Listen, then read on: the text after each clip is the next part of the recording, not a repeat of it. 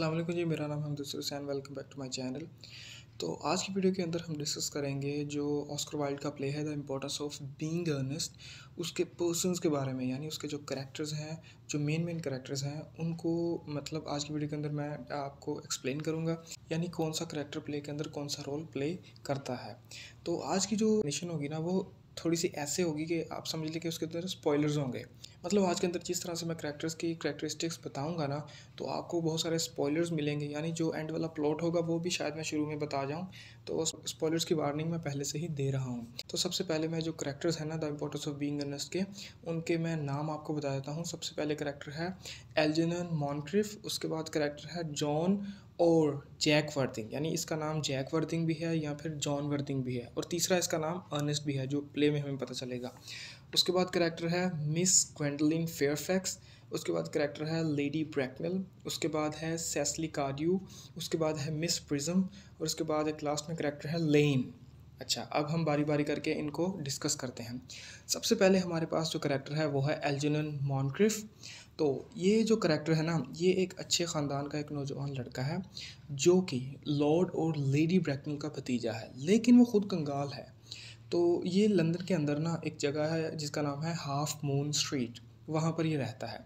जब प्ले शुरू होता है ना तो हम देखते हैं कि एल्जेनन जो होता है वो अपनी नौकर लेन से शिकायत कर रहा होता है कि कल रात, यानी कल जुमेरात की रात, रात के खाने में, यानी जुमेरात की रात जो डिनर हुआ था ना उसमें शराब की 8 बोतलें खर्च हो गई हैं। यानी इस मौजू के ऊपर ना वो बहस कर रहे होते हैं।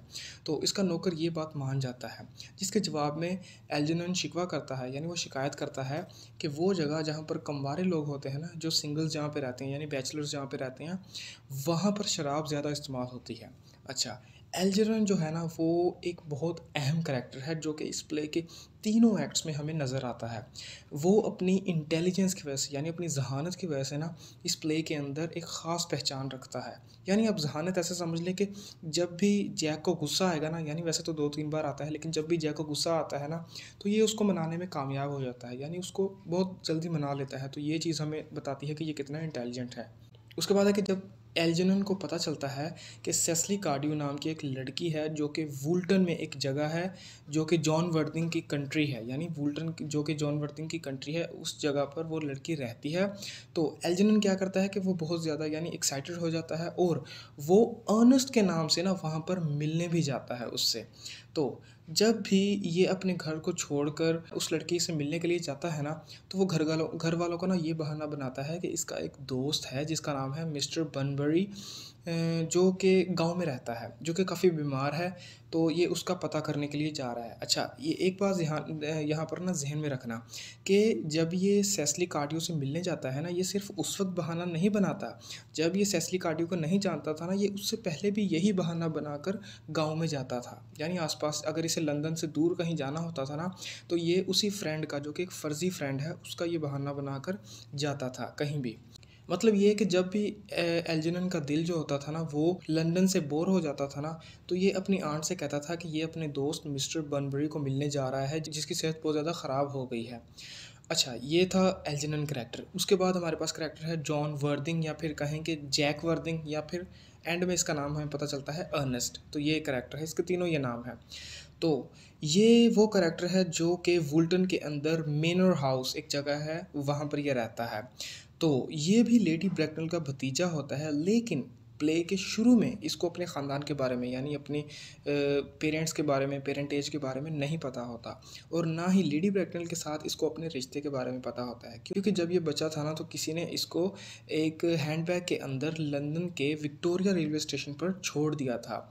इसको फिर बाद में मिस्टर थॉमस कार्ड्यू जो थे उन्होंने गोद ले लिया था और अपनी पोती सेस्ली कार्ड्यू की देखभाल की जिम्मेदारी इसको सौंप दी थी। मतलब प्ले के शुरू में हमें ये इसकी इन्फॉर्मेशन बताई जाती है कि उसका बैकग्राउंड ये है। उसके बाद है कि जैक और एल्जेनन जो है ना वो बहुत अच्छे दोस्त होते हैं, और अक्सर ये जो जैक होता है ना ये एल्जेनन से मिलने लंदन भी आता होता है।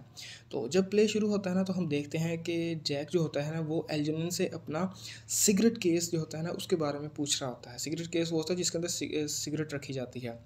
तो ये पूछता है कि मेरा सिगरेट केस कहाँ है, जो कि आखिरी बार जब वो एल्जेनन से मिलने आया था ना तो वो जैक जो था ना वो इसके पास वो अपना सिगरेट केस भूल गया था। तो लेडी ब्रैकनल को भी प्ले के शुरू में इसका जो जैक के साथ रिश्ता होता है ना उसका नहीं पता होता। तो जैक ने भी अपना एक फ़र्ज़ी ना छोटा भाई बना रखा होता है, यानी जैसे एल्जेनर ने अपना एक फ़र्ज़ी दोस्त बनाया हुआ था ना कि मिस्टर बनबरी जो है वो उसका दोस्त है जो कि बहुत बीमार होता है, जिसका ये पता करने जाता है। तो इसी तरह से जैक जो था ना उसने भी अपना ना एक फ़र्ज़ी छोटा भाई बनाया हुआ था, यानी उस एल्जेनर ने तो अपना दोस्त बनाया था ना, तो उसने अपना एक छोटा भाई बनाया हुआ था। यानी जब भी ये अपने गाँव को छोड़कर लंदन जाता था ना, तो ये बहाना ये लगाता था कि ये अपने भाई को मिलने के लिए जा रहा है।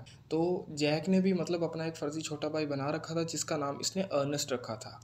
तो उसके बारे में ये लोगों को ये बताता था कि यानी ये अर्नेस्ट जो यानी गाँव में ये वाली वो बातें बताता था कि ये जो अर्नेस्ट है ना, यानी ये मेरा जो छोटा भाई है, ये लाड प्यार की वजह से बिगड़ा हुआ है, इसलिए वो इसके साथ नहीं रहता। उसके बाद हमारे पास करैक्टर है मिस ग्वेंडोलिन फेयरफैक्स।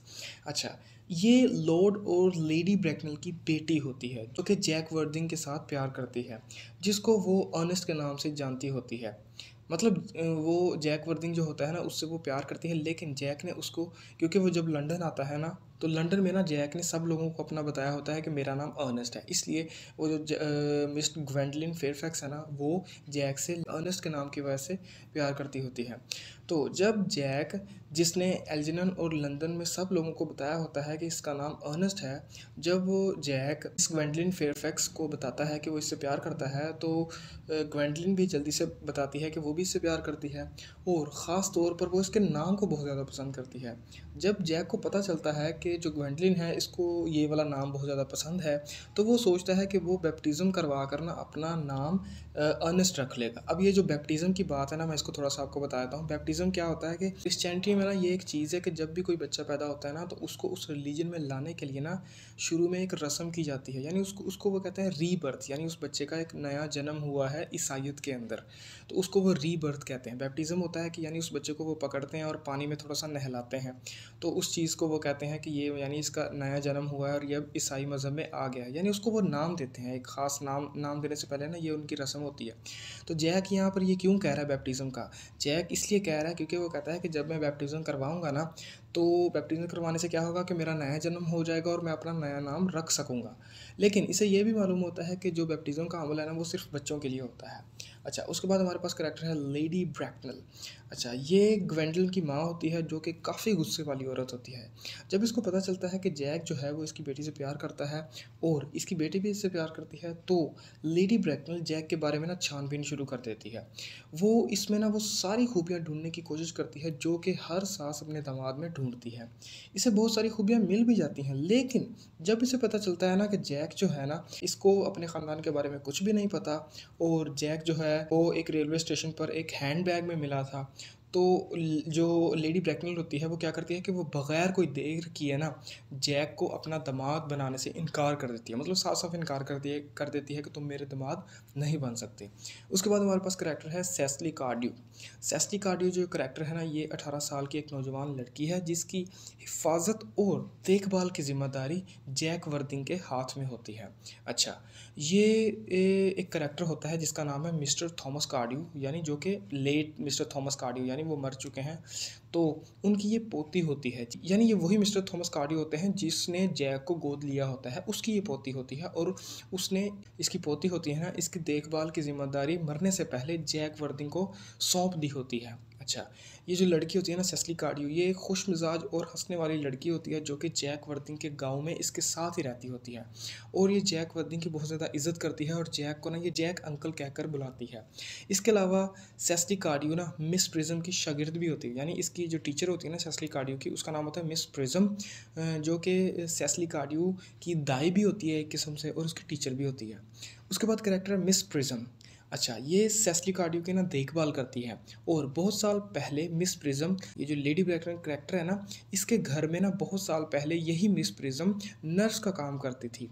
इसी वक्त इसने एक बच्चे को हैंडबैग में डाला था, और जो कि असल में जैक होता है, और फिर वो उसने ना इस बच्चे को लंदन के ना एक विक्टोरिया रेलवे स्टेशन के एक ऐसे कमरे में यानी छोड़ दिया जिसको हम कहते हैं क्लॉक रूम। अच्छा, क्लॉक रूम ये होता है कि ये ना स्टेशन के ऊपर एक रूम बना होता है जो कि आरजी होता है, यानी टेम्परेरी एक रूम होता है जहाँ पर कोई बंदा मतलब रुक सकता है, तो उसको कहते हैं क्लॉक रूम। तो इस मिस प्रिज्म ने उस बच्चे को, जो कि जैक था जिसको हैंडबैग में डाला था, उसको ये स्टेशन के ऊपर यानी छोड़ आती है, गलती से यानी भूल कर आ जाती है। इस प्ले का जो प्लॉट है ना वो इसी हादसे के इर्द गिर्द घूमता है, इसलिए प्ले के आखिर में हमें जैक के ख़ानदान के बारे में पता चलता है और प्ले के अंदर के जो करैक्टर्स हैं ना उनको मिस प्रिज्म बताती है कि किस तरह इसने जैक को एक हैंड बैग में डाला था।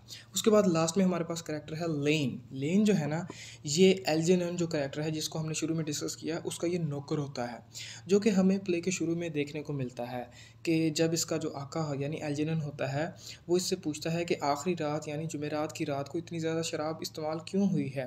तो इसके जवाब में लेन जो होता है वो अपने आका को बताता है, माय लॉर्ड के जो जो सिंगल्स होते हैं ना, जो बैचलर्स होते हैं, उनके घरों पर जो शराब होती है ना, वो सारी शराब उनके नौकर पी जाते हैं, और जो शादीशुदा लोग होते हैं वो तो अपने घरों में शराब रखते ही नहीं है।